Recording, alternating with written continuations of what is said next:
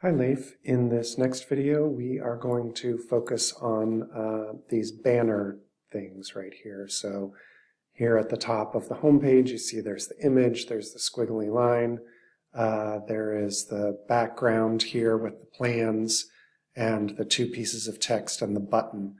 And there's a couple of these going down the home page. So I'm not sure if you're going to want to edit these or change these, but we tried to set them up as simply as possible. So if you come on the dashboard to this item called Split Banners, you can see I think we've tried to give them all pretty straightforward names.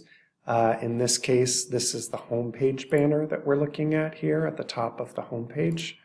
So if you click into any of these, you can see what the options are. So first you need to give it a name. The only purpose of that is so that you can identify what it is later and you know which one that you're editing.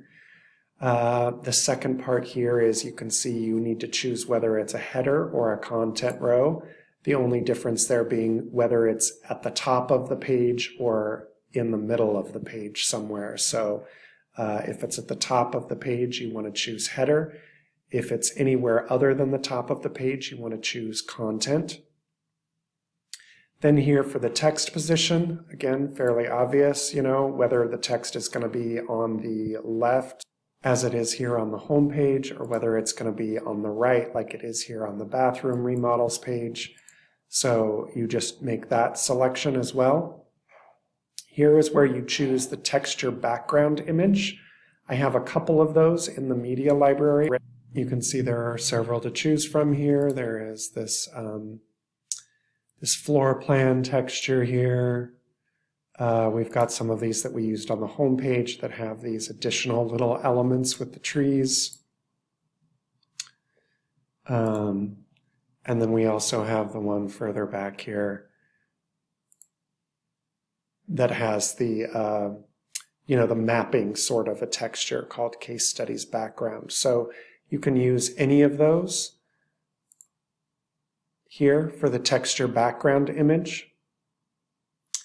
Then with the photo, that's obviously what's going to overlay that image right here. And you'll need to, if you want to keep this line situation going here, you'll need to set that up with a line going down the side and a transparent background. You'll need somebody probably who has image editing experience in order to do that.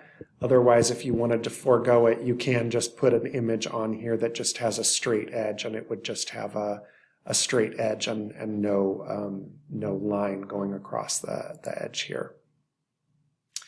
Here is where you put in the headline text, as you can see right here.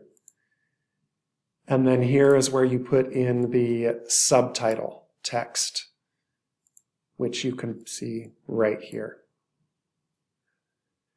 None of these fields are necessarily required. You don't have to put subtitle text in here. There's also this button option, which we really only used on the home page here for these buttons. So you don't have to fill this out. As you can see on many of the pages, most of the pages, there isn't a button. So if you leave that blank, there just will not be a button for the banner. If you do want to put it in, just put the link here. It doesn't have to be the short version of the link like this. It can be the full link once the site goes live. And then this is just the text that you put in for how that button should appear. So in this case, that is see our work. And for the link, whatever it is you want to link to, in this case, this would be case studies. You would just go there. You would copy that.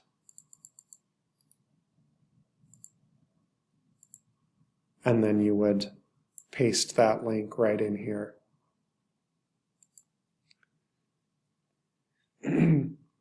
Whenever you're done, you just need to hit update. If you're making a brand new one, you would just hit add new instead of clicking into one of the existing banners. I don't want to make any changes to that.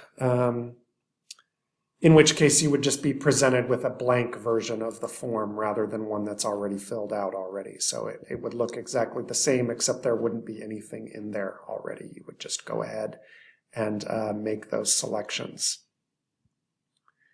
The only other part to know then is when you want to go and place that on the page. The way that you do that is with this split banner. So you would just say, oh, add, and you choose right here, split banner, and then you would choose the banner ID. So here's the ID. So if you wanted the Nathan and Annie whole house, you would choose this 254. Add that right in there. I'm gonna just temporarily have an extra banner show up. And then here on the home page, you can see we've got an extra banner showing up there, which we don't want. We'll go ahead and delete that and hit update. But that is how you get those to show up wherever you want once those are completed. I think that should take care of everything that you need here. Let me know if you have any questions. Thanks.